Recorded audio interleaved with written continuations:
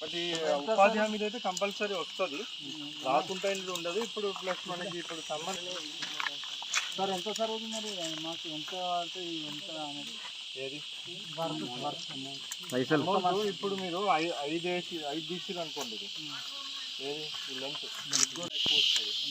So ఇది ఇప్పుడు ఇక్కడ చేస్తున్నాం, ఈ అడవికి మంచిది. సేమ్ ఇట్లనే మన వ్యవసాయ పొలాలు ఉంటాయి కదా, అక్కడ కూడా కొన్ని ఇటువంటివి మనం ఫామ్ పౌండ్స్ అంటాం. సో అవి చేసుకుంటే ఏంటంటే ఇప్పుడు మనకు వచ్చిన పరిస్థితి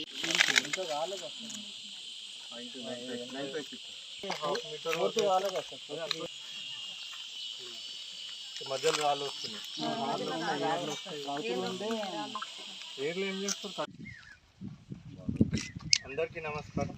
ఈరోజు పర్వతాపూర్ ఊరికి సంబంధించి ఉపాధి హామీ పథకం పనులు చూడడానికని రామాయంపేట మండలికి రావడం జరిగింది.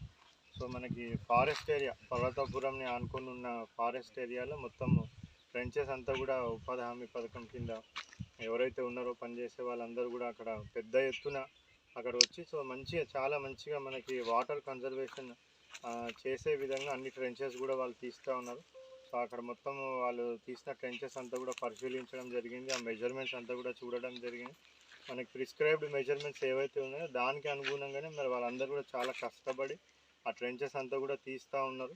మరి వాళ్ళందరూ కూడా అంత కష్టపడుతున్న వాళ్ళందరూ కూడా డిస్ట్రిక్ట్ అడ్మినిస్ట్రేషన్ తరఫున ధన్యవాదాలు తెలుపుతూ ఉన్నాను. సో అదేవిధంగా మరి మన జిల్లా వ్యాప్తంగా కూడా సుమారుగా ఇప్పుడు ఉపాధి హామీ పథకం కింద సుమారుగా పర్ జీపీ యావరేజ్గా 50 మంది వరకు పనిచేస్తూ ఉన్నారు.